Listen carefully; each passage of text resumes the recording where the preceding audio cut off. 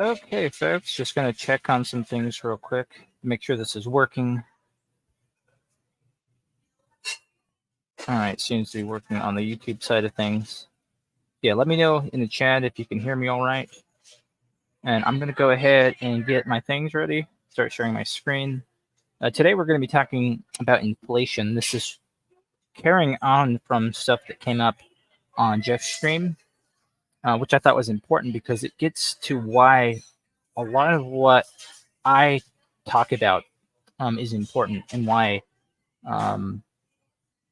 when I talk about things like risk management, like what is entailed by that. So let me go ahead and share this. And I'm going to have an open panel and Q&A at the end. So after I go through the explanation that I have here. So yeah, if you guys have questions, I'll be able to take them on for the topic at that point. So let's start. All right, this tab. Okay, so all right, so if you guys can see this, because in the conversation that was happening on Jeff's panel, people were talking about how the price of McDonald's had moved quite a bit. This is an interesting image I found that shows just how much things have changed within a decade. So we have the 2014 price and the 2024 prices.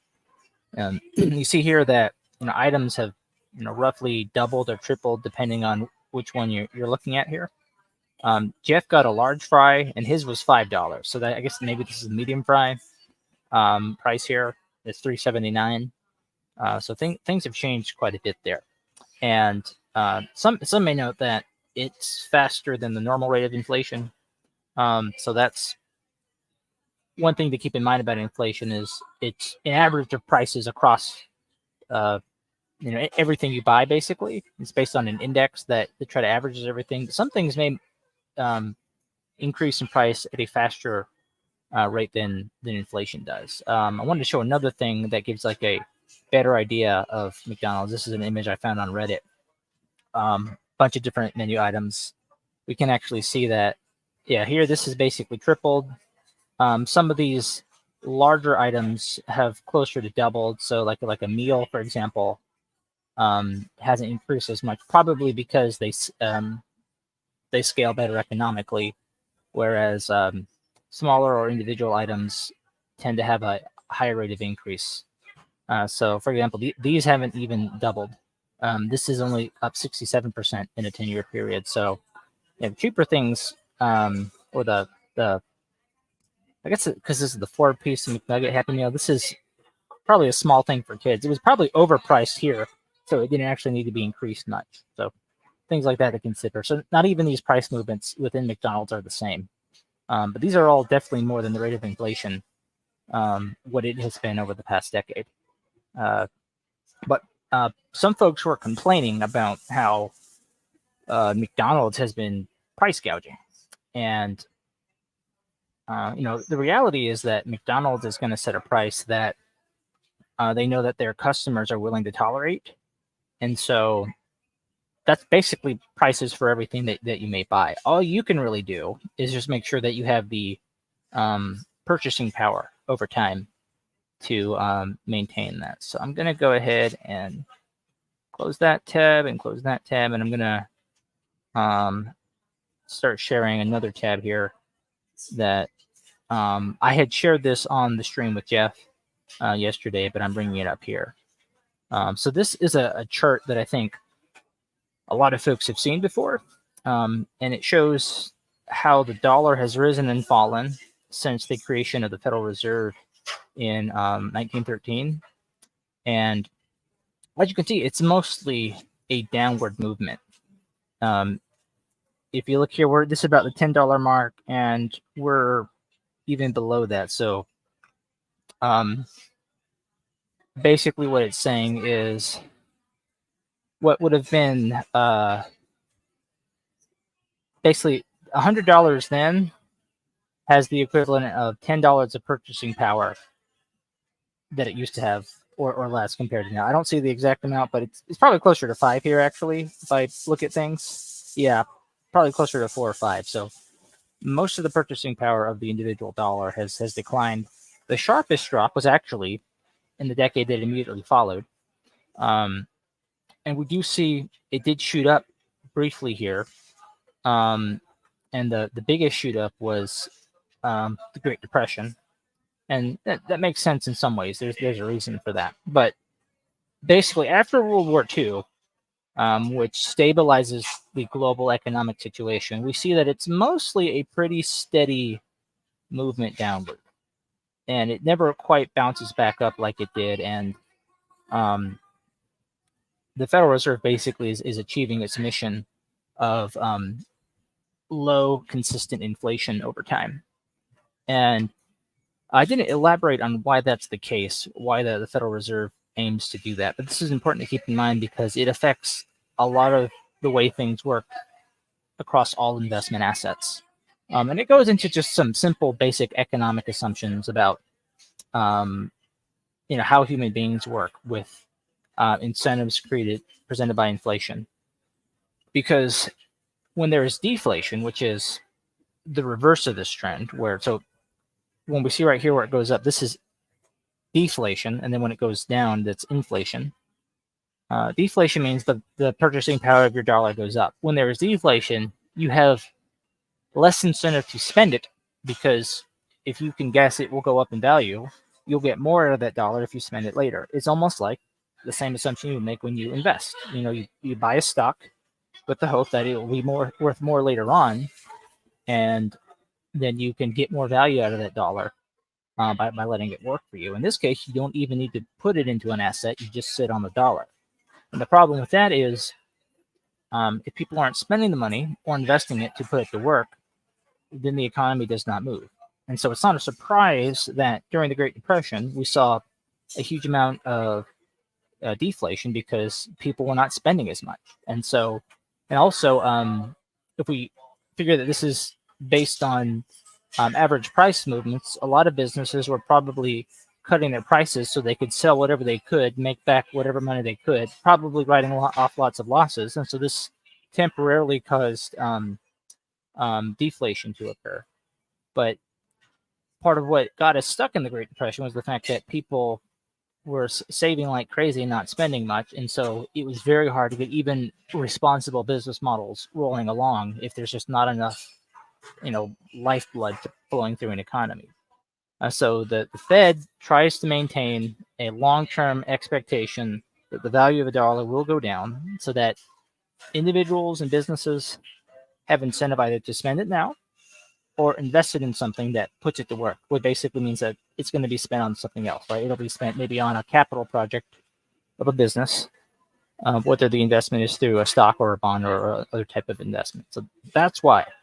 When we get to the Q&A for later, because I'm just treating a lot of this as a given. I know that, and I've seen it in some Q&A before. Some people ask questions about the Federal Reserve and whether or not it should exist or its policy should be what it is. And this isn't something I want to have focus on the should or should not of the Federal Reserve or monetary policy. I'm treating it as a given at this point, and folks who want to talk about whether or not it's something that is socially desirable, I think that's a different topic for maybe a different panel. So with that said, I'm going to move forward and talk about what we then do as investors to protect ourselves from this over the long time. Because, again, we're talking about purchasing power here. So purchasing power risk, inflation risk, they have two names for the same thing. It's the loss of what your dollar can do for you after a long period of time passes, such that we get the result that we see on the McDonald's menus. So this is basically the reason people will invest in stocks, is so that they can preserve their purchasing power in the long run. But as this chart shows, so this is Black Monday. This was a stock market crash in 1987. People are afraid of stock for this very reason. They know that crashes can happen. And we see here the S&P 500 went from the low 300s to the low 200s, so about a 30% drop in the span of a few weeks. Black Monday was the biggest sell-off day, and folks are worried that they could put 1,000 in, and in a few weeks it could be only $500 or $600. So that doesn't feel like you're beating inflation when something like that happens, right? But this is just a short-term event, and there's this inverse relationship between long-term and short-term investments, where the higher the return over time, the more volatile its price tends to be. And some people can confuse this volatility, these zigzags, sometimes these very dramatic drops, with risk. In fact, most investment professionals, when they talk about risk, when they ask what someone's risk tolerance is, they're only talking about the rapid movement of investment prices on a market. And they're not really talking about anything else. They're not really talking about inflation risk / purchasing power risk. And if you ask me, the latter is much more important because that one is real. That one gets you every time. So if I go back to this chart, this is already occurring. This is a slow crash over time that you cannot avoid. And there's nothing you can do with your dollar in terms of timing to beat this other than put it into some kind of yielding asset. Whereas if we return to this, all you have to do is not sell at the bottom and lock in a loss. So you put 1,000 in here and it goes down to, let's say, 700 based on what you put in around here. If you sell it and lock in a $300 loss, okay, then you have materialized the risk. But otherwise, it's just a price quote. If someone comes up to you and tells you that something that you bought the day before is now worth half what it was, are you going to panic and sell it at half of what it was, or are you just going to hold on to it and keep using it for as long as you need it, right? That's basically what you need to look at. So there's two basic long-term investments people use to try and protect themselves from inflation: stocks and bonds. I mostly talk about stocks. I'm not really too interested in bonds. I don't think bonds are particularly good investment vehicles for most people. I think the people who really benefit from bond investing are probably fund managers who have a lot of capital and can get particularly good deals and have access just to certain areas of the bond market that the ordinary investor cannot access. And actually, most of the investing market overall is the bond market. Much more money is in bonds than is in stocks. So that's an important thing to remember. But I'll talk about why I don't find bonds are a particularly good investment. Just checking the chat real quick to see if anyone been dropping any questions or comments. Doesn't look like it yet. Okay. So yeah, let me go ahead and go to my next tab then. So if we look here, this is the price quotes for the 10-year Treasury note over the last, looks like it goes back a little over 40 years. So the 10-year Treasury note it's called a note, but it's a bond. It's just with Treasury issues, if they're 2 to 10 years old, they're called notes, and things older than 10 years or if they mature longer than 10 years, they're called a bond. But basically, this is like a loan to the government that you get if you buy one.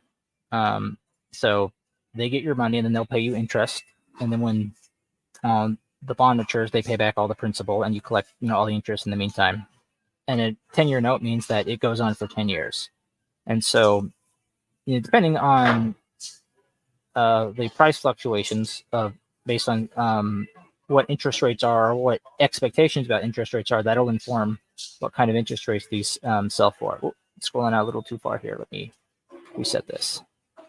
Okay, so if you see here, the interest rates on a 10-year note used to be pretty high. I mean, you could get into the double digits even. All right. I mean, look, it's 15.8% in 1981. People thought interest rates were high here, but it's nothing compared to what was going on here. This was the Federal Reserve's response to stagflation in the 70s and the huge inflation that took off then, in the late 70s and into the early 80s. And so they sent interest rates higher to basically try to slow the economy down and keep prices under control. So it was an unusually high interest rate period, one that we have not seen again since. And in fact, if you look at where interest rates are now, they're really about where they were just before the Great Recession happened. So they're nothing compared to this. And so if you bought a 10-year note here, you basically could have locked in a pre-tax return of over 15% on that capital invested for a period of a decade, which isn't bad. But as you can see here over time, once the era of high interest rates goes by, this is a rare moment. If I could get a timeline farther into the past, you would see that this is not very common. And we can even see here most of the time it is much lower. It's in the single digits. And since the Great Recession, it's been around 2%, less than 2% in some periods. I mean, here, right after COVID, it fell below 1%. And this is just the 10-year note, right? This isn't the Federal Reserve's interest rates, but it is influenced by those. As the Federal Reserve started raising rates, they went up here. As they slowly cut them over time, the 10-year note goes down as well. So there is an interaction here. I'm going to go ahead and look at like the 30-year Treasury bond. So you see a similar trend here. Don't go quite back as far with this quote. Maybe I can fix that. No, it only goes to the late 80s. You can see here it was also a lot higher. And same idea here. It's almost 10%. And 9.8 is what the interest was in 87. So this would have been right before the Black Monday stock market crash that I mentioned. You can actually see here, interest rates continue to go down. But here you're basically locking in a 10% return for about a 30-year period, because this will pay the interest over 30 years before it pays back the principal.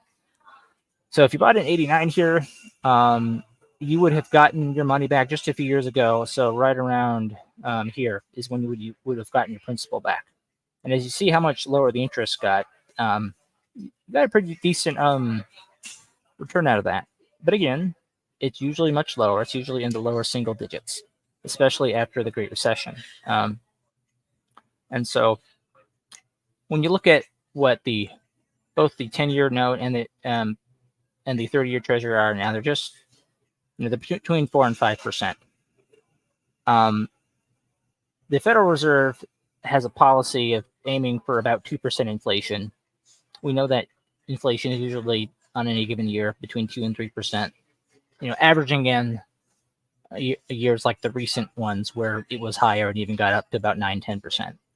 And so when you think about preserving your purchasing power, it is very difficult to do that with bonds because the interest rates they set are either keeping up with it or just slightly ahead. And then if you have your money in a non-retirement account, so this is a retirement account that would not be safe from taxes, interest income gets taxed like normal income. So the highest possible bracket is, I think it's 37%, if I remember correctly. It could have been changed since I last looked, but I think it's 37%. And so you take some of that off, you take out the taxes, and even if it's a percent or two above inflation, you're not really beating it. And like I mentioned before, the historical average of the market with dividends reinvested before taxes is 10%. And I want to go ahead and move to this tab. And this is why I think, in general, stocks are better. Is you look here, this drop down, this is basically the 1987 crash. And at the time, if you're only at this point in history and you see this happen and you don't know all this is going to happen yet, this looks bad. But the long-term saver and investor saw their wealth compound greatly. And even after the dot-com bubble here crashes, they're still ahead of where they were in 87. Because stocks just have more compounding, because the fundamental difference between stocks and bonds is that this is the maximum upside of a bond. It's the interest. Whoever the bond issuer is, whether it's the federal government or a company that's paying the interest back from its profits, even if they make 10 times as much profit as they expect, they're only obligated to pay the interest back. and then the principal once the bond matures. But with stocks, you get to ride all the upside of economic growth. And see this very sharp line here. This is the March 2020 COVID crash. Even this seems scary, but just look at how a crash here after a few decades of compounding from 87. So people think this is risk, but this is not risk. We go back here.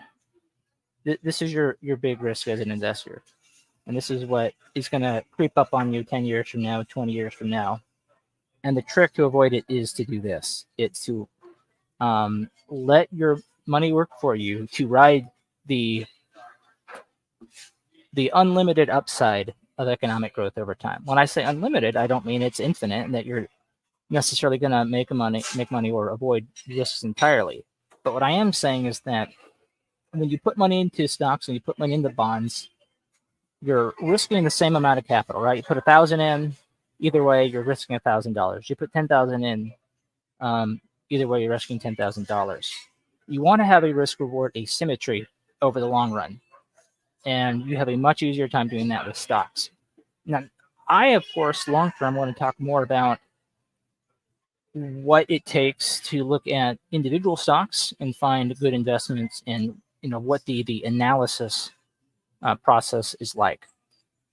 But even if people who feel like they can't do that or don't have the time to do that, or they're just learning and they want to have their money compound going forward, buying a market index like the S&P 500 is generally better than investing in bonds, with, again, a few exceptions. So, if you can buy bonds when interest rates are here at like these historical highs, that might be one exception where any extra money you have is better put into bonds.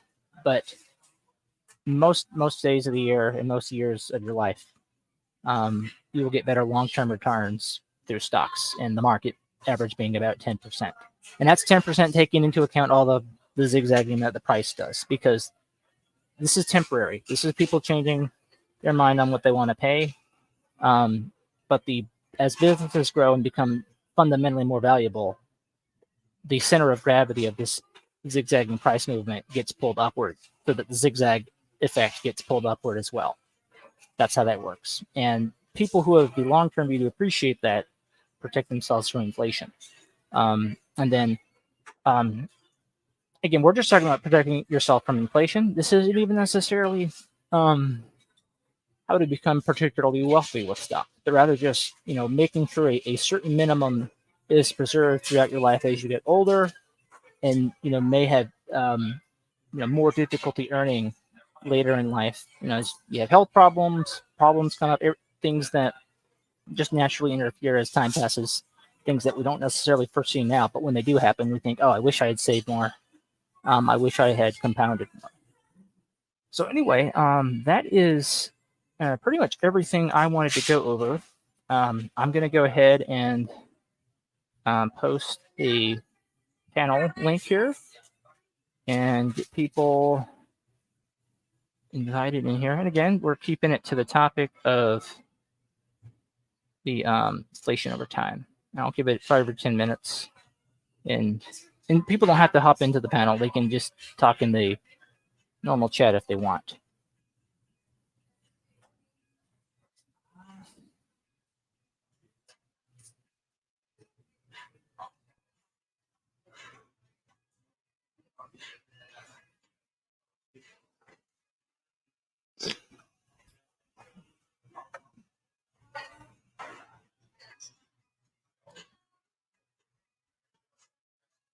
Okay.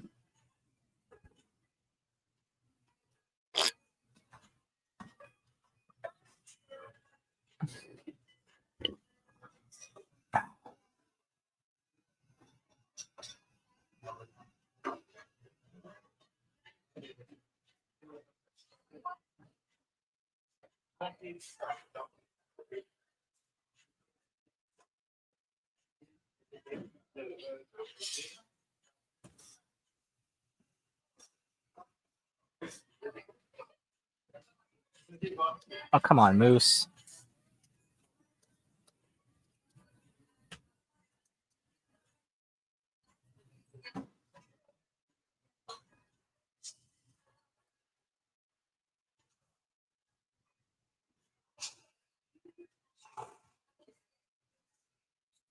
Okay, I don't see anybody yet. We'll just give it some more time though.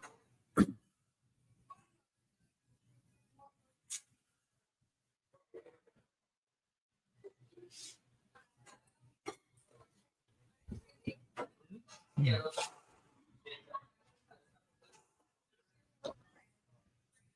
Where's Dolbez? I thought he would show up.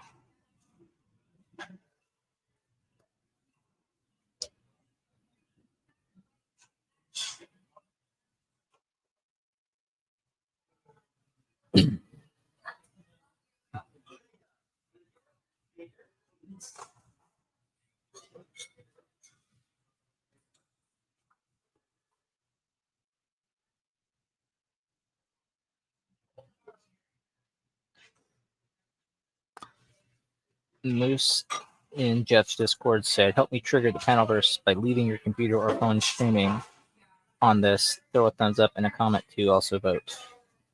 The panelverse loop, the new hit single.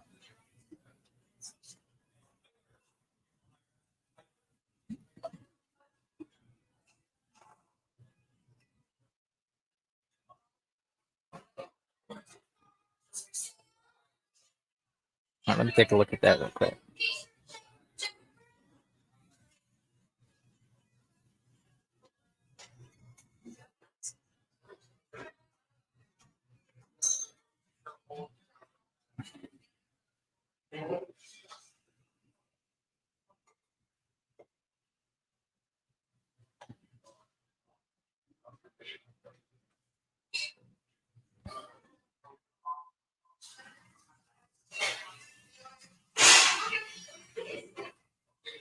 Okay.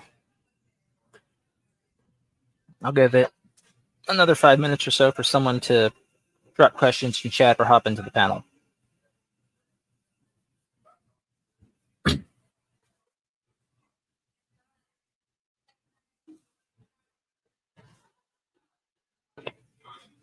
Maybe I deterred people by saying that complaining about the Federal Reserve and its influence on inflation and things like that was the reason I don't get questions. I know that that's usually more fun.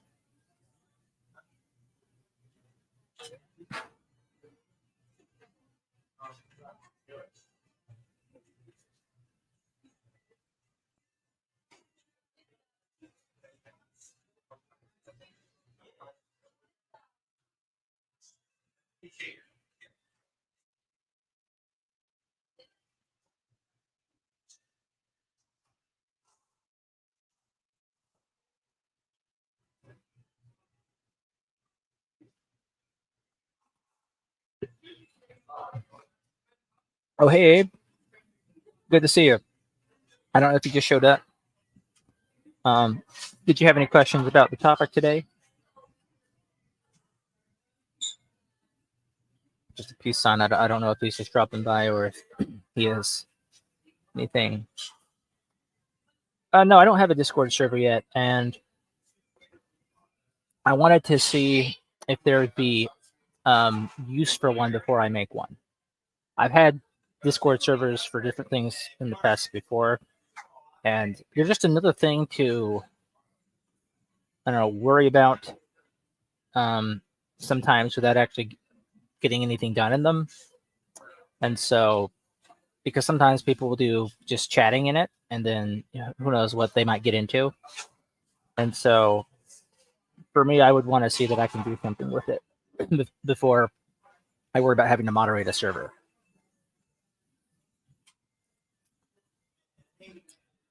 Especially when the nature of streaming and StreamYard, it serves a lot of the functions. Make one to make your channel grow and drop it in Jeff's and mine's. Well, are you sure that it would make my channel grow? That's the question. Because I can see how for some things it might help. But I'm sort of like Jeff in that, if I'm going to make a server, I'd be very hesitant to invite folks. Well, what's your experience with it? Did you find that your channel grew more once you created a server for it?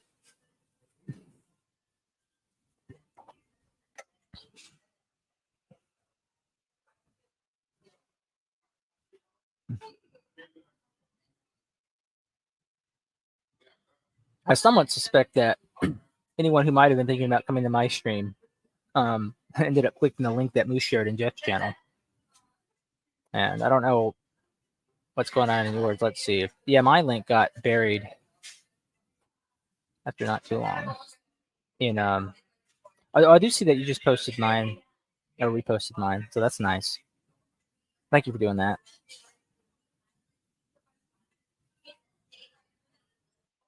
Oh wow, okay. Stir crazy at first. What is stir crazy?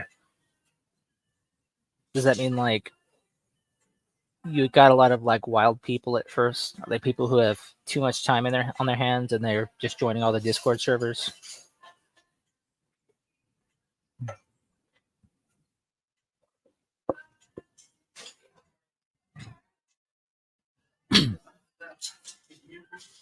Maybe I'll have to do that then. You know, I had made that Discord server for the IDW back in the day, and that just ended up being so much work for that. I'm somewhat leery about Discord servers unless I know I'm going to do something with them. That exit drama going on after trolls hopped in to derail it. Yeah, that's the thing. That's, you know, part of me has a bias towards saying this is similar to advice I've given Jeff. I don't know if this got into why he developed the drama court thing, because pretty much it was around the time I showed up, and within the first few days, seeing like a bunch of the drama on his panel, I basically said, you need to get compensated for the risk that this drama creates for your channel, and people need to pay if they want to bring it on into your streams and stuff. And so he said, okay, if you want to do drama, we are going to do a drama court mediation thing, and you got to pay for the service. And a lot of the drama stopped happening after he did that. And part of me wonders if some sort of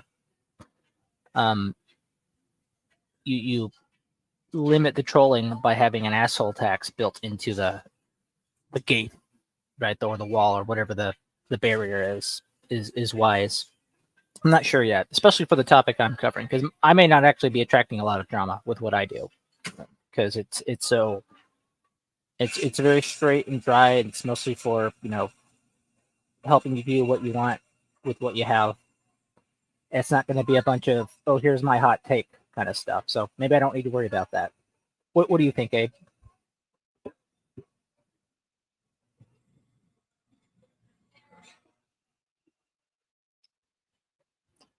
The only way I might have to worry about it is just because I hang out with Jeff a lot. Maybe some people will get at me mostly because they're trying to upset Jeff rather than me. That would be my guess.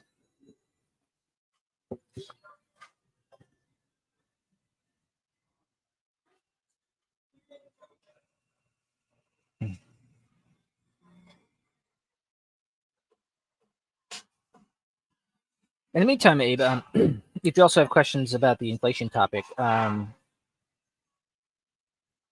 wouldn't mind answering them, since that's the idea here. If not, might just cut it short so that this doesn't look like an artificially long video that deters people from checking in again later. If it's about half an hour, I can go ahead and close it out here. Then people can just watch the stuff that I went over in the beginning.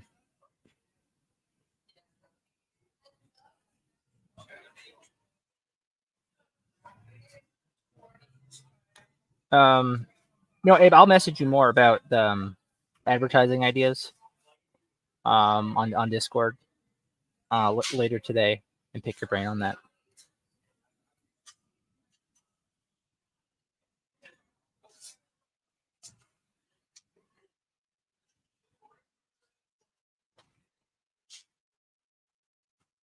Yeah, inflation rates with regards to everyday goods. Do you want to see a CPI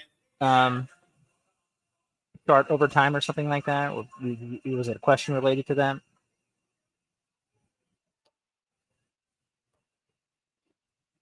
Because I did show at the beginning the decline of the U.S. dollar over time, but maybe I could just show it as a inflation rate. Okay, let's see. Let me see. Price of groceries over time. So yeah, let's look at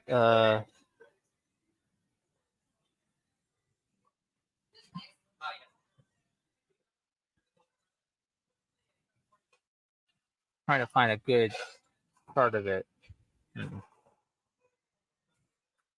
Food inflation history.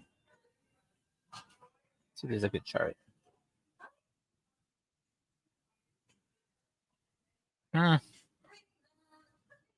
So far, I'm only finding things that go back to the 2020s.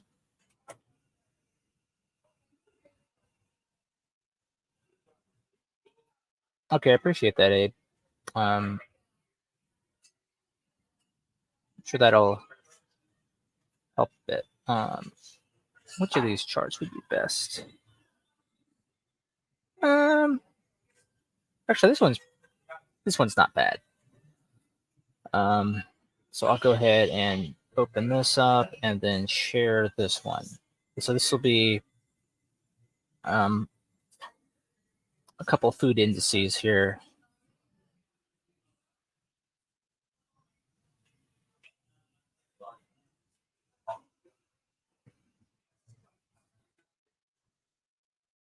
Okay, so if you look here, you got a food price index on the left here.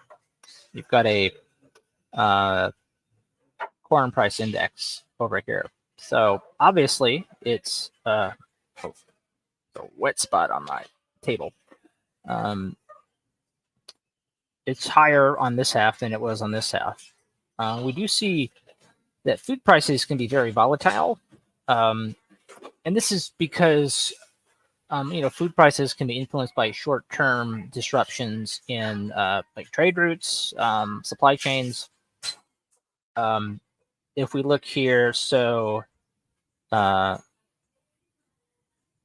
there's things where we can see that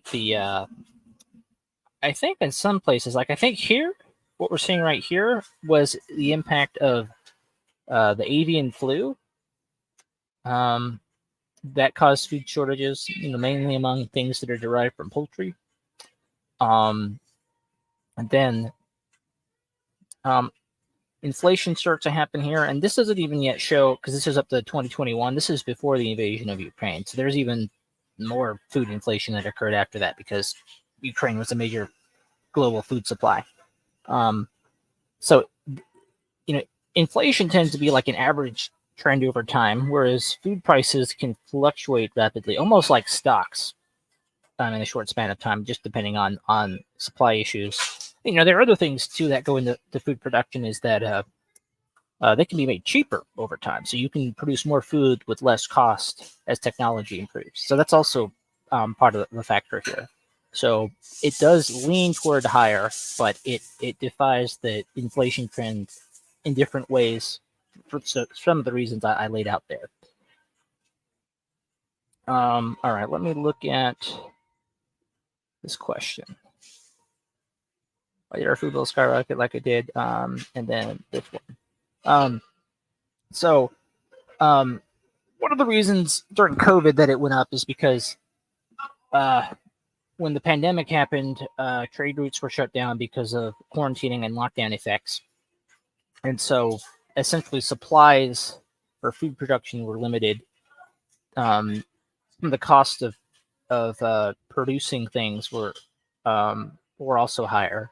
So if you needed like to import fertilizer, for example, it costs more to get fertilizer, and so you had to get it domestically, right? And so pay the domestic producers more, and then you'd have to charge higher food prices to make up for that, and that affects the consumer. So there are things like that going on. And then if we you think about what the impact of stocks is, actually, let me see if I can find us other examples. So it really depends from business to business who's affected. So this is actually one of the stocks I wanted to pull up. So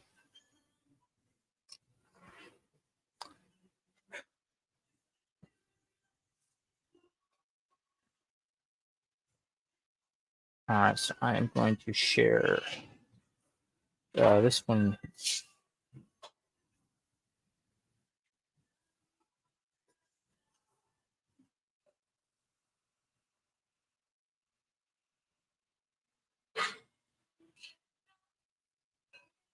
Okay, so this is Cal-Maine Foods. They are an egg producer. If we look here, we see I guess this would have been avian flu, actually. This is when it happened. It's the 2022, 2023 period. We see that their cash from operations went up. So this is how much cash they generated from their business for that reporting period. So it's the period ending June 2023. The supply of eggs went down so much that prices went up, and the price increases actually helped them much more than the decreased volume from the destruction of their chicken flocks. Um, hurt productivity. So if you look at like in terms of the stock, I would go back. Let's look at a 10-year view. It does spike here during the avian flu as prices go down and then cash flows go down, and the stock goes down again. But as we can see, it's up even more now for reasons that are immediately clear to me because I haven't looked at the stock in a while. But you see here, as an egg producer, its stock price has kind of been up and down a bit. It's not like been a general trend of growth like the S&P 500 because it's cyclical. And so what basically happens here is they have a bunch of flocks and they just sell eggs, and it's based on supply and demand trends, and there's not a whole lot more to do. They're the biggest egg producer in the country, so it's mostly just how they are affected when people are buying more or less eggs, or there's a undersupply of eggs, and so they get to charge more for it. So a lot of businesses are affected like that. If we look at McDonald's, let's look at them over the last 10 years since we had talked about the prices. For them, it's a bit different because they can continue to compound more. So they just add more stores, they franchise more, they expand their menu, they increase their earnings per store. And except for brief interruptions, like so we see here COVID, where it dips down because the pandemic reduced restaurant sales. For the most part, things aren't changed too much. We see that when Russia invades Ukraine, it goes down a bit. It goes down maybe 15% or so, but it quickly recovers and it continues to grow. Now, if we look at what the S&P 500 did, and let's go to 10-year view, it goes down much more than 15%. So we hit a much starker hit because we're including all businesses impacted by the war. Well, this is COVID. Let me. So the invasion of Ukraine happens right around here, and actually, it goes down. Basically, it's peaking here right before the invasion of Ukraine. It's down quite a bit here, and it took a longer time to get back on track. It wasn't until the Federal Reserve started to halt rate increases, because this is around the time that rate increases stopped, that it surpassed where it was right before the invasion of Ukraine. So that's another way stocks are impacted. Yeah.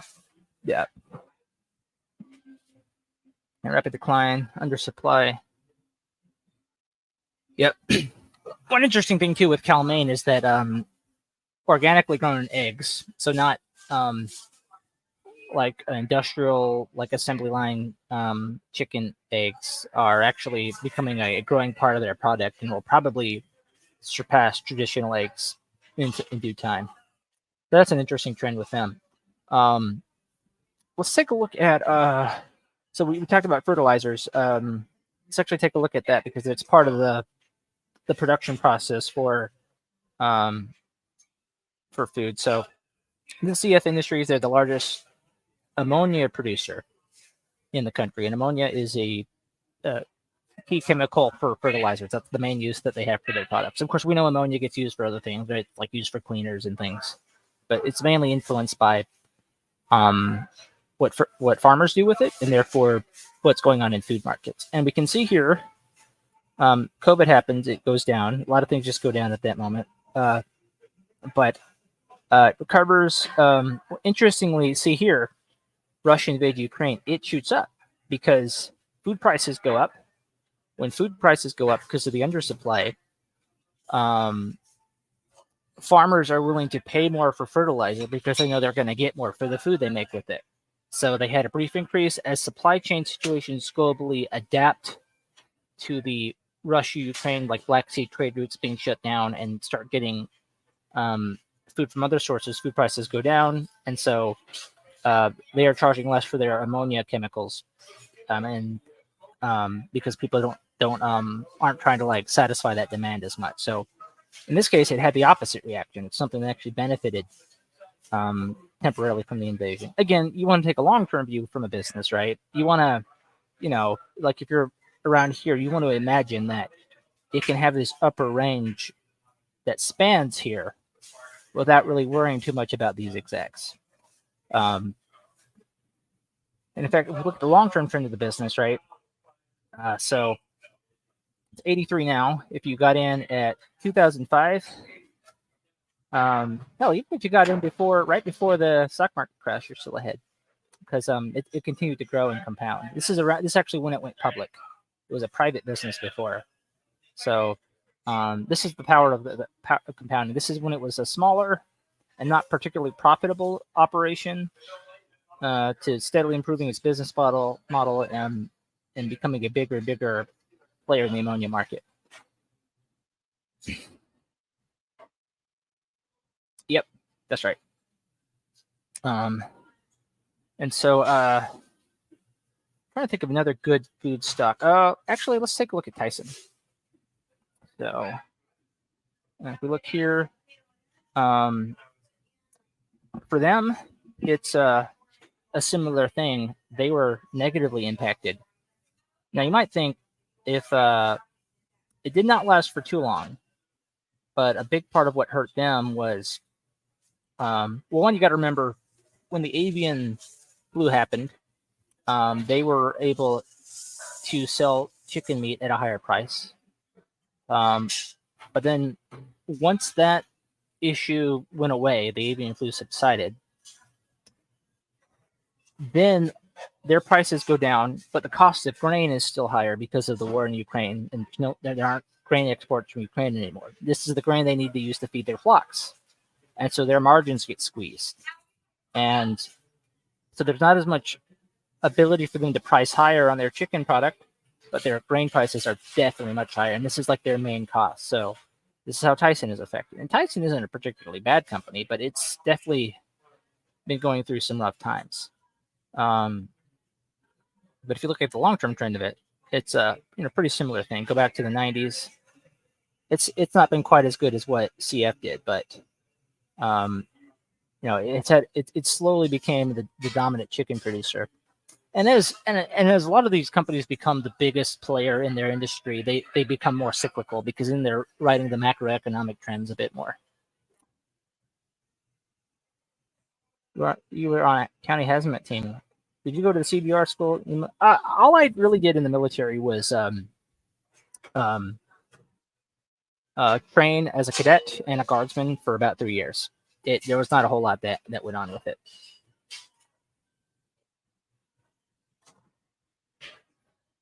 Yeah.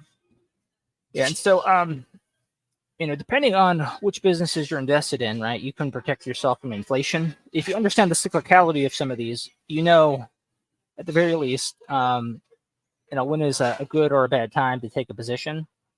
In general, a lot of these stocks, if you bought them right in the aftermath of the Great Recession, they were not particularly bad as the economy grew afterward. But definitely want to pay attention to the rises and falls. And a lot of people will start buying like when they start making more money in periods like these. But what really affected Tyson here too was a big portion of their customers for their chicken are restaurants. And so when restaurants are closing and can't buy chicken, that affects Tyson's cash flows. Let's take a look at Walmart, because Walmart is actually the number one grocer in the country. We generally understand them as sort of being an all-around retail, but they sell more groceries than any other store chain in the country, even ones that are dedicated grocery stores. And so, if we look at Walmart, theirs is a looks like a much more steady trend compared to what we've seen with these other businesses I've shown so far, right? Oh, I didn't really do anything but train, but yeah, you're welcome. But yeah, if we look here, part of this is because Walmart is so big and it scales so well, and it has such a clonable model. They can just take their cash and reinvest it into another store because their prices are low. When times are tough, they can usually outcompete well. They often survive inflation well because they can avoid raising their prices without going under. They can, some of their stores can maybe take those local hits and be supported by the overall system, and then, but other stores, have to close shop. They can't maintain the margins that get compressed when inflation happens, and so Walmart's continually able to capture market share. So it has minor setbacks, but it just is. It's mostly a steady compounder with that business model. And one thing that has actually helped it, I think, over time, even as e-commerce has become a dominant part of retail, is because they are the number one grocer. People come there for the food, and then they're willing to buy other things while they're there. And that's, I think, the one thing that has, as a traditional brick and mortar retailer, I mean, they developed an e-commerce site as well, but they're extremely low prices operating at scale. Has helped them pretty well, and this allows them actually to get through inflation. So you don't really see the impact of inflation on them in any particular stock movement, but rather you see how they weather it. So they're affected very differently from the effects of inflation than CF was, than Cal-Maine was, than Tyson was.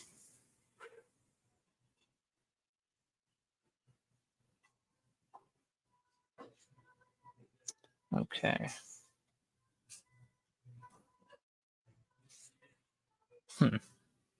Oh, hey, Brett. Glad to see that you're still waving the croissant. So, so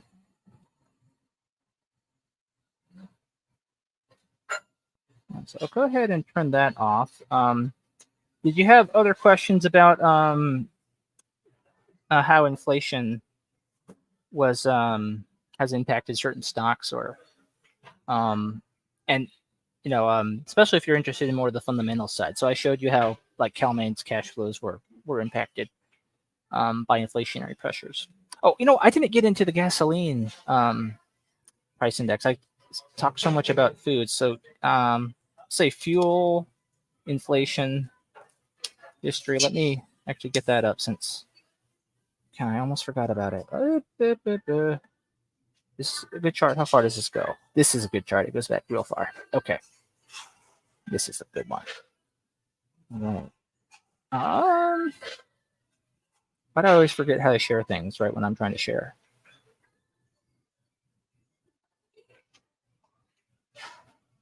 Interesting.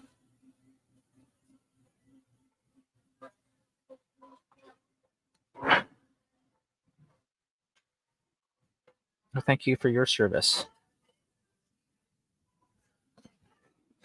All right, so here's the gasoline fuel index. So again, it's also pretty zigzaggy. If you look here, it was much higher during the period of stagflation, right, when OPEC was doing the oil embargo, and then it goes down. So you'd almost think this is pulling inflation down, right? And then it has periods where it goes higher. So conflict in the Middle East raises the price of oil. Great Recession happens. People drive around traveling less. People pay less for fuel. Recovery goes down again. I think this was, the oil supply is improving a bit. It's definitely very cyclical, right? There are these rises and falls, because some of it is also not just what's happening geopolitically, but also as oil companies themselves, build up their supply. They drill more wells, they can get more oil out. Then there's an oversupply. Then they stop investing in production. some of their oil wells start to dry up, and then there's an undersupply, so they raise prices, and then they use the money from those price hikes to fund more oil wells. I think this is around the period that fracking became so like here, you know, price of oil snaps back up, and I think fracking started to improve the supply situation here, and that's why the 2010s had lower prices. And then, uh, you know, what happens here around 2022? Russia and Ukraine get invaded, and some of it is fossil fuels, but a lot of it is also just the energy costs in general going up because Russia was a major supplier of natural gas, and so even though that was natural gas and not oil, it's an energy source, and so fossil fuels can be an alternative when your natural gas gets shut off. And so that's what a lot of European countries started using more, just different sources of fuel, which would include like traditional fossil fuels. So that's just an interesting thing to consider as well. Yeah. Yeah, it is. Trump's definitely going to be more in favor of fracking. So, like, let's take a look at Exxon, for example. Exxon was actually a stock I owned for a time. So let's look at it over the decade. And as you can see, it's actually not up a whole lot. Now, some of that is because it pays a pretty big dividend. I bought Exxon like right here, right? It was like $39, $40 when I bought it. It was like in mid-November, like somewhere around here. And it was about a 10% dividend. It was like 9.9% dividend yield. And then we get here and I sold my position, like around here, I sold my position in Exxon. And then a few months later, Russia invaded Ukraine and this happened. And I'm like, oh man. Of course. I couldn't have predicted that, right? That's just life does things like that. But you can see that they definitely benefited from the invasion of Ukraine. They've mostly benefited from things that have set other companies back. And this is where, a lot of the inflation lately is being felt, is in increased energy costs. And when energy costs in general are higher, the cost of almost everything else will go up because, that's people's overhead, basically. Whether it's oil, coal, natural gas, if there's an undersupply of power sources, people pay more. They don't all fluctuate the same. So like nuclear power is much more consistent. It's not nearly as volatile as the other energy sources because solar and wind, it's really cloudy, but the wind doesn't blow a lot. There goes your power source. Oil or coal, if there's a supply chain disruption, if there's a war, Houthi terrorists start attacking the Suez Canal or shipping routes, those things can mess that up. And so that their prices will fluctuate more. But Exxon, they benefit when stuff like that happens. So, my guess would be that they're on the high end of their cycle, and that might be going once things I think subside in Russia and Ukraine. Energy costs in general will probably be a bit lower, and much of the world has already adapted to the supply situation for energy needs that was disrupted. So some of that's already happened, but certainly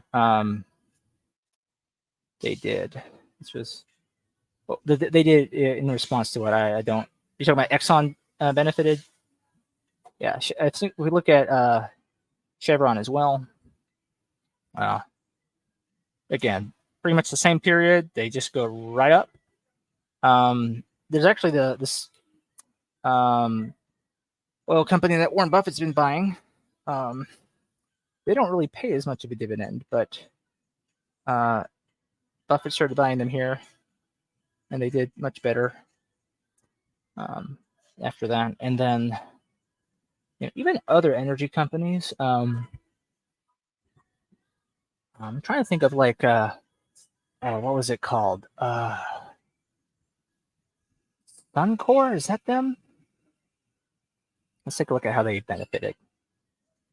Okay, yeah. The war begins. They were already rising, but yeah, the war begins, and they get a nice boost from it. It seems like some of it subsided pretty quickly. It's been a bit more of a mixed bag with them. I might actually have to review them at some point. Let's see. Yeah, I might actually need to write an analysis about them at some point. Yeah. So now these are ways in which people can, like, you're asking some interesting questions here, Abe. In that, like, what are stocks that respond well to certain, how do I want to say, certain elements that go in of inflation, right? Because inflation is, it's energy costs, it's food costs, and it's a bunch of other things that get averaged together into the CPI. And understanding, like, how they affect somebody, who is a stock picker, and they're not just doing the index, could think about those things and have their money positioned accordingly. I would always, though, emphasize that folks who are stock picking really want to be laser focused on finding investments that will be good, kind of like all weather businesses. Like, they'll generally do well over time, whatever ends up happening with supply chain situations or interest rates or inflation. You especially want businesses that have pricing power, and the ability to keep up with inflation and not lose customers. Probably a good example of that would be like telecoms. And so the way Verizon is affected by inflation is different. Like, as a stock, is different than what you might think for something else, like a Calmain, because as a telecom, they're seen as basically a dividend stock. Let's look at their financial data. We go to the cash flow. So they generate, over the last 5 years, between 35 and 40 billion in cash. They end up spending about half of that on capital projects. So that usually leaves, something like anywhere from 10 to $15 billion that they can distribute as dividends. So if we look at that down here, we see that's basically how much they're distributing as dividends. So not per share, but just, this is the cash flow situation. This is what is supporting the current dividend. So if you look here, you say, oh, it's a 6.5% dividend. That's not bad. Can they keep that up? Well, this is what tells you what their ability to keep it up is. So they're distributing a good chunk of it, not all of it. They're not really buying back shares. That's not a thing that they do, except for briefly here. And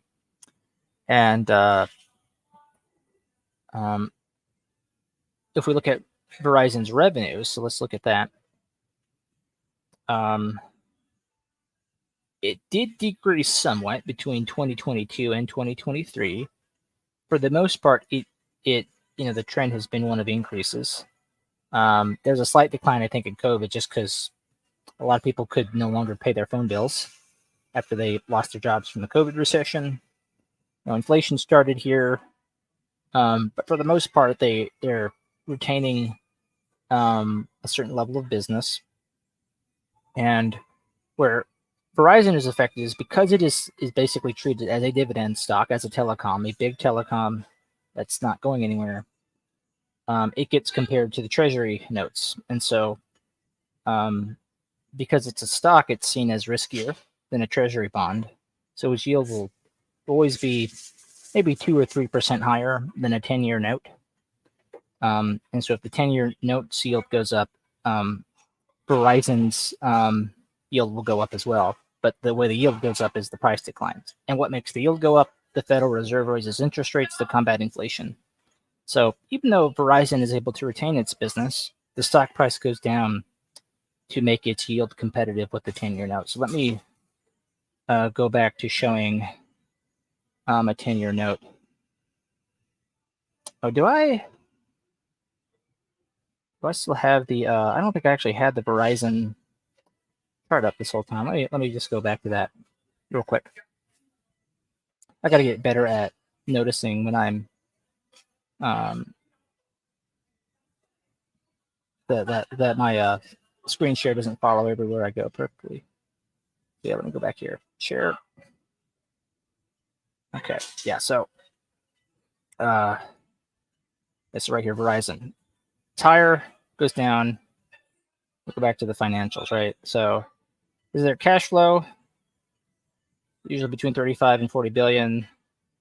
This is their capital projects. They have 10 to 15 billion to support the dividend, which is these are their cash distributions for their dividends each year. So if you look at the stock price over time, it was much higher in the 2020s even. But when interest rates go up to slow inflation down, and let's look at the 10-year note again. I'll pull that up. All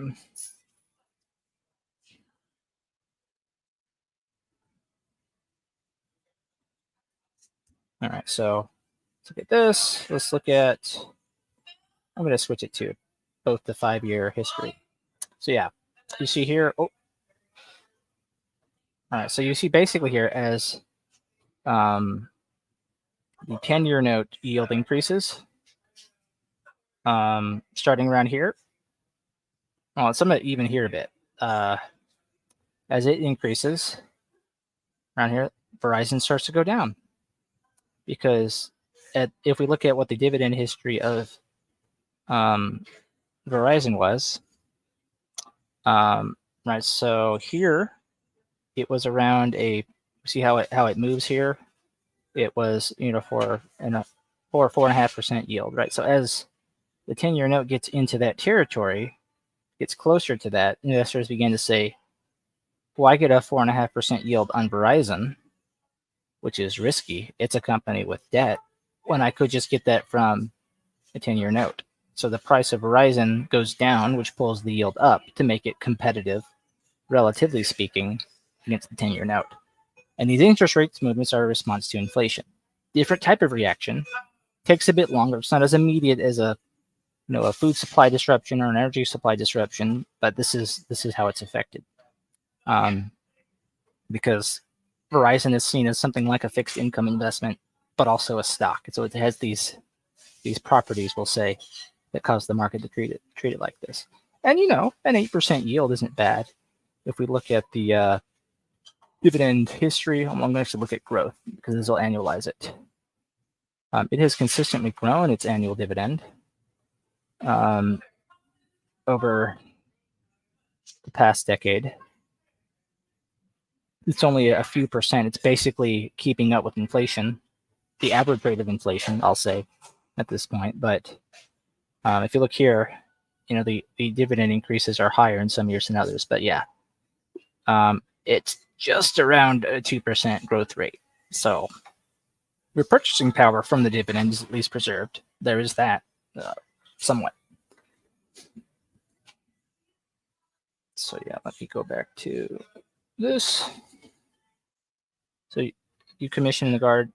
No, I was not commissioned. I was I enlisted as a private, and then I had a simultaneous membership as a cadet with the Army ROTC program at my university.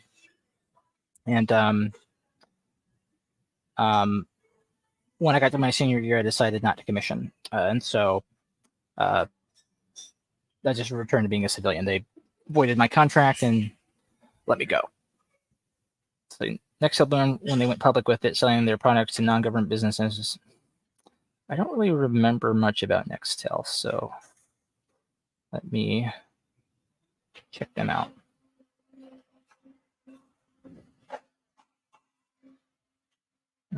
Nextel. Is it Nextelligent? No. Who is Nextel? Let me try and see who they are.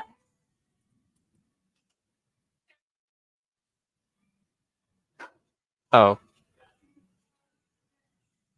Okay, so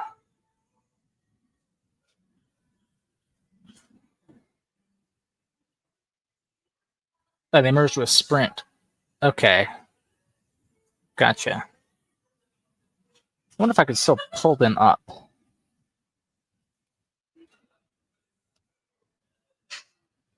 No. Okay, that's a shame. Nextel stock history. Maybe I can just find them here.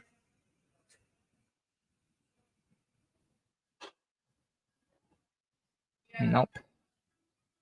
Maybe I do Nextel stock history. And I can't seem to find anything good there. Okay.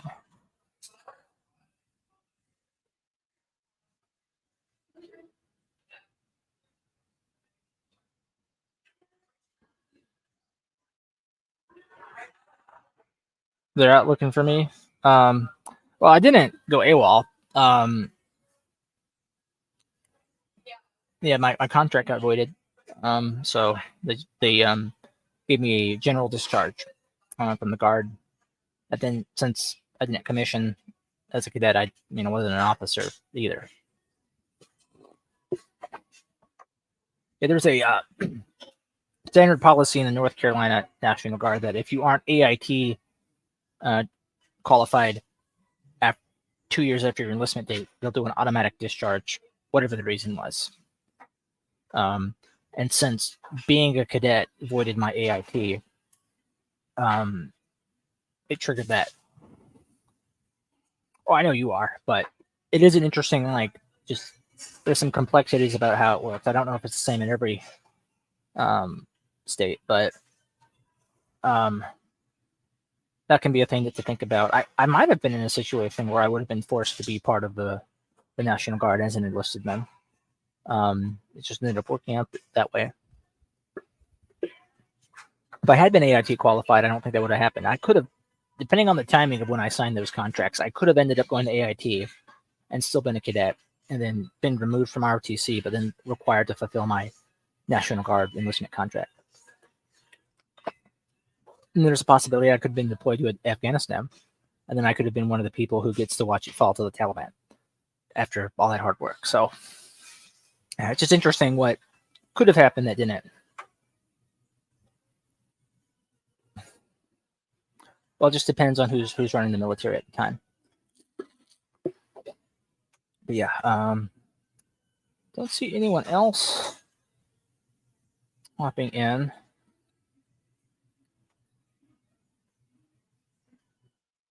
All right. Did you have any other questions about the topic at hand, Abe? About inflation, any of that stuff? If not, it's been a little over an hour. So I thought you asked some of the right questions. So definitely useful to sort of have on the record to show to folks.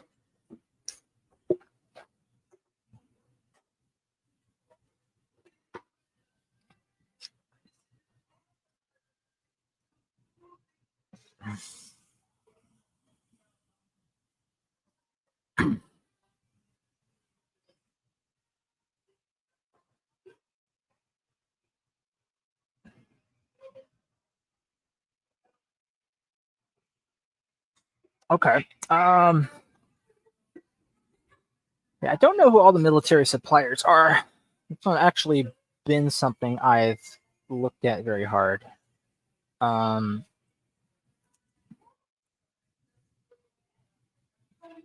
me see if I can find some potential examples.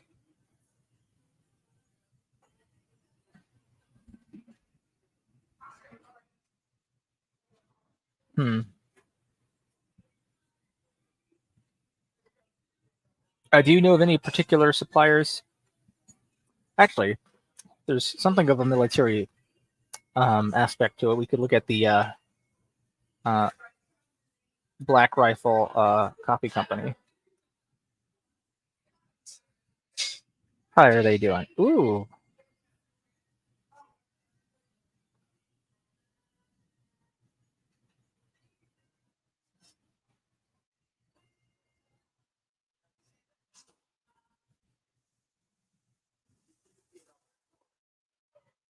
I got some ways to go, it looks like.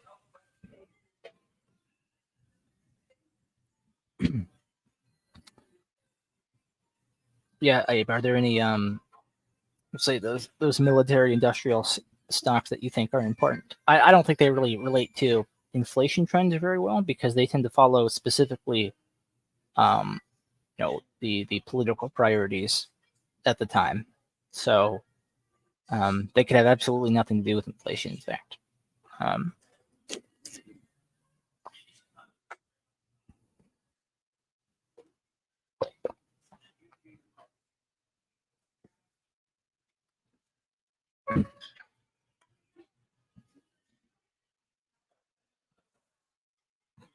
maybe a good General Dynamics, Lockheed Martin, Boeing. Let's look at Lockheed Martin. That's right, Lockheed Martin. I don't know how I forgot about them. So many stocks. It'd be very easy to keep up with them.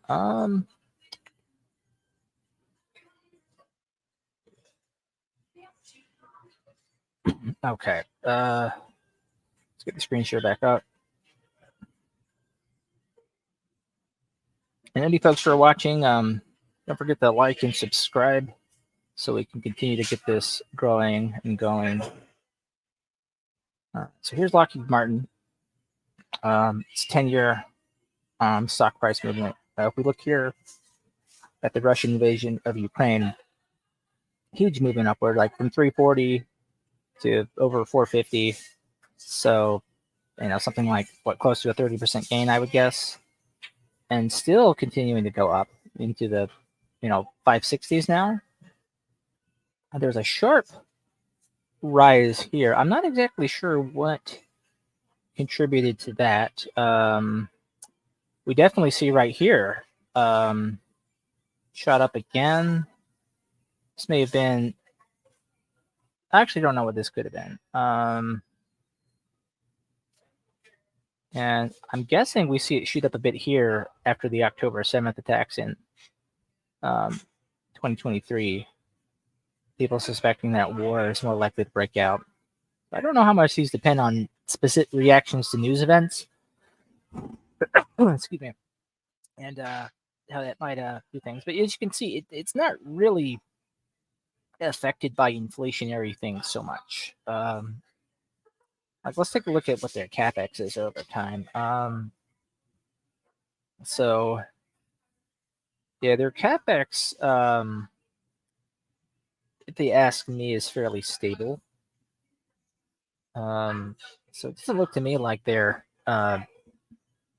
getting affected by it too much. It seems to me that it mostly just goes up.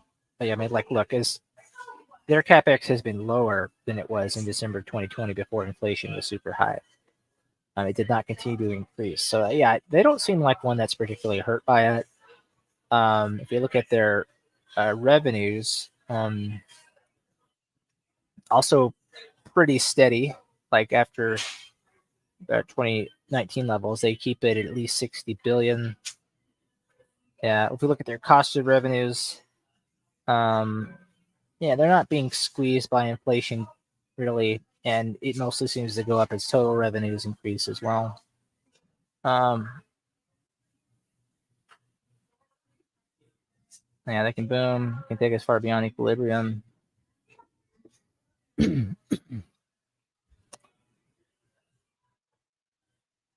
Why do I have a known liar and fake cop in my chat? I don't know who that is.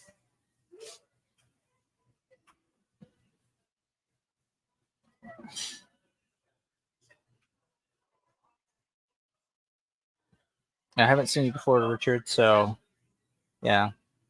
Okay, well, go ahead and don't need really any of that, so we just.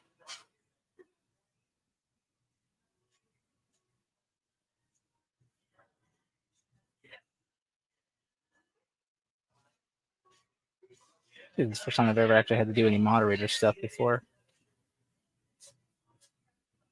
Okay.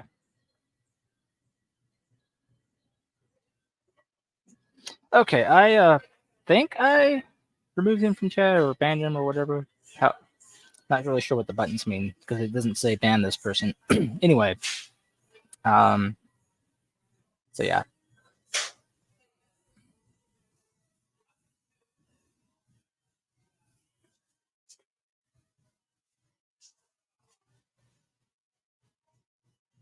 Okay, great. And none of his other stuff is coming up.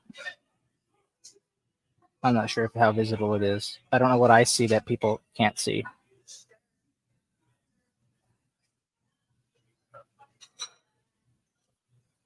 Okay.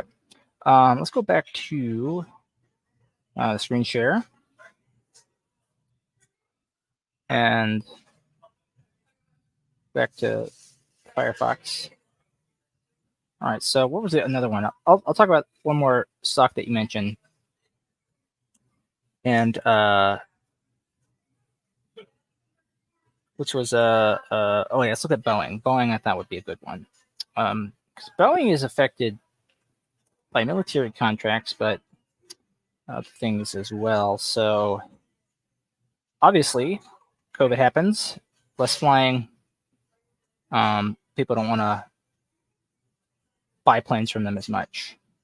We look at the immediate aftermath of the invasion of Ukraine. We actually see they go down. They don't really benefit from the war quite quickly. It does seem like their stock benefited from the October 7th attacks last year. And so this is just stock movement. So let's actually look at the financial results. Let's look at revenues. Actually, look at them. Revenues are lower than they were at their peak in 2018. And let's take a look at their cash flow situation. Interesting. Their cash flows were actually negative even before COVID. Wow. Well, this is a rough investment. So I would need to look more into what's been going on with this company over the years. But yeah, I don't find them to be. They're not looking particularly good right now. Like they're having issues. Let's take a look at their long-term debt. Look at the balance sheet history. Ooh, look at all this debt they accumulated. Youch. Oh my goodness. In just a couple years, from 8.5 billion to 18 billion to almost 61 billion. They're doing everything they can to pay it off now. Well, no wonder they're not benefiting. They have to dump all their cash on debt. Brutal business. I don't even think you can really see the impact of war here, and I don't know what was going on that contributed to this decline, other than maybe the stock market seemed to be slowing down. And I don't know what made this do this, and then this just continue to go down. Don't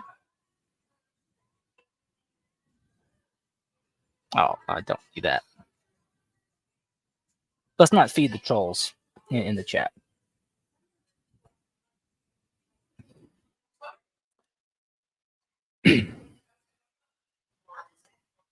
Okay, so yeah, Boeing might be worth looking at. When was the last time they were covered? Oh, freaking the wrong one. I was already on it. Why was I doing that again? October 25th, 23rd, 21st, 19th. Seems like people are looking at them a lot. I wonder why. I wonder if they follow a lot of political predictions. There's almost so some stocks I'll say effectively function as they also get funded in the black too, top secret. There's some always potential for that. My guess is that we don't have legal betting markets here in the U.S. And so the closest thing we do have are stocks that we think will be especially reactive to certain political events. So, there's two things with Boeing. One is military contracts, for aircraft, like military aircraft. But then there's also regulatory aspects, like what kind of, for commercial use, what kind of regulations are going to be put on the airline industry, and how does that affect Boeing? And so both of those are, especially political. And then it's compounded by the fact that it's a very capital intensive business. I mean, if we want to go back to the financials right here, cash flow statement. Yeah. Okay.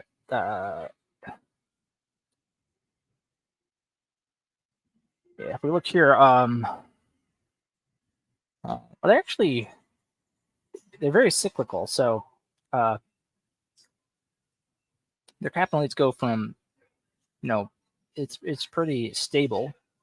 But they have years that are really good and really bad. That I think their average cash from operations is probably maybe double what their cash flow is. I don't know, especially if we're looking at the last few years. Yeah, so they're extremely cyclical, and let me take a look at. Actually, let's look at their profitability. This will help a bit more.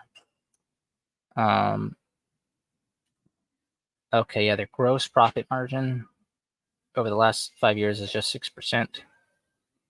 So yeah, I mean, those are really tight margins. It's very sensitive to little differences that happen, and so that's what makes it very good for, like, as an alternative to a betting market, you might say. What do you think inflation would do if one of major global war breaks outside lower supplies in shorthand? Well, major global war is tricky because I have to imagine that happening without some kind of nuclear event happening for it really to be worth thinking about what we do with our money. And I think a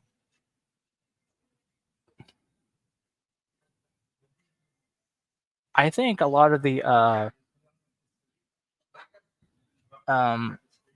think a lot of the bigger companies that we might think of as safe would be hurt pretty badly, because my guess is if we think about like a McDonald's or Starbucks, these are major S&P 500 companies. They would do poorly because they have stores in locations in many different countries, and there's a good chance that some of those countries would be on the opposing side of a war, and those assets are basically lost. So I can imagine, even if they're not a warring party, if there's like trade wars in addition to the actual war, like sanctions and things, that could be difficult. That would be very bad for McDonald's and Starbucks. It'd be bad for Intel, because they still make a lot of their sales to China. So it's really going to depend on who's involved. But I would think a lot of those major S&P 500 companies that have significant sales to like Asian, Middle Eastern countries would be negatively impacted. I think the ones that would do better are the S&P 500 companies whose sales are primarily within the United States. So I think one company that would do especially well would be Palantir. It's I don't know how that necessarily translates to inflation, except I expect food prices would go up, so probably Tyson does well, Cal-Maine does well, probably CF does well. I would think Cleveland-Cliffs does very well. So Cleveland-Cliffs, as a steel manufacturer, they would be amazing in that context, because all of their iron for their steel production is domestically supplied. They have an internal vertical model for that, whereas most of their steel manufacturers rely on imports. And so Cleveland-Cliffs would probably be one of the stocks that would thrive in the context of a major global war. I would think that maybe American auto companies do better, especially because automobile sales to the military could even become more common. So there's that to consider. Foreign automakers, yeah, exactly. So there are things there, and I expect that talk about inflation, probably the cost of vehicles would increase too, because demand for them would go up, and there would be an undersupply, and so automakers would probably be incentivized to charge more. They'd probably have to charge more, especially if Cleveland-Cliffs and other steel manufacturers, have a tighter supply of that as well. Those are the kinds of things that I would foresee happening. I expect that there'd be one thing with like fuel and food is, I think when what we saw with like those graphs, it would be much more short term.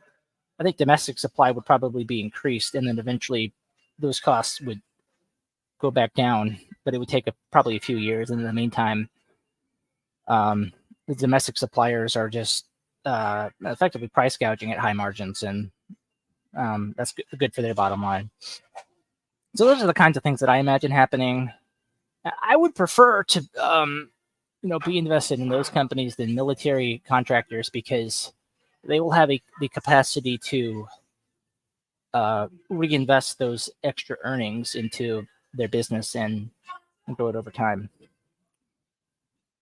So yeah, that's what I'm thinking. Anything that still like has a civilian use, and they can just what a context like that could do is allow them to capture more market share. So CF Industries could probably capture more market share in the ammonia industry. Cleveland Cliffs could probably capture more market share in the steel industry. Maybe domestic automakers like Ford and General Motors capture more market share in the auto industry, which would be good for them because they spent most of the last few decades just losing it to the Koreans and the Japanese. And then I expect probably maybe one of the automakers that would benefit the most would be Tesla, because I would think Tesla's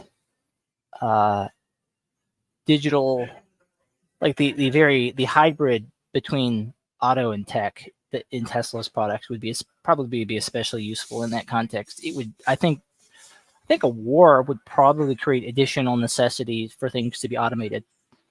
And Tesla has, I think, the best tech for that in terms of like everyday things, right? They're going beyond being an automobile company now. So there's that as well. So yeah, I think you still run into the same supply and demand issues with commodities and what companies will be affected there. But then there are companies that I think will just not be affected by it. I don't think Tesla is going to be hurt by higher inflation.